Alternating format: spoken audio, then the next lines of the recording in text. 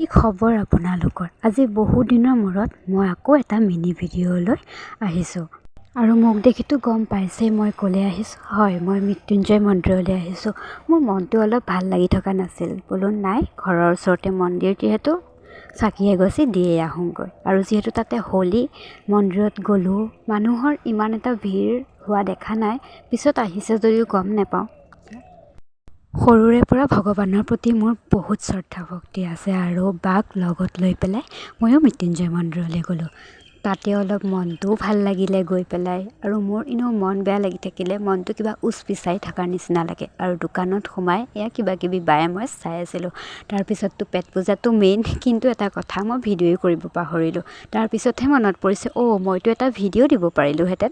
বাৰু বাদ দিয়ক, খোৱাটো মেইন ন। তাৰপিছত বোলো নাই, ঘৰলৈ যাওঁ, যিহেতু দেৰি হ'ব, মায়ে চিন্তা কৰি থাকিব আৰু বাহঁতৰো যাব দেৰি হ'ব। গতিকে ভিডিঅ'টো ইয়াতে সমাপ্ত কৰিছোঁ। Bye bye.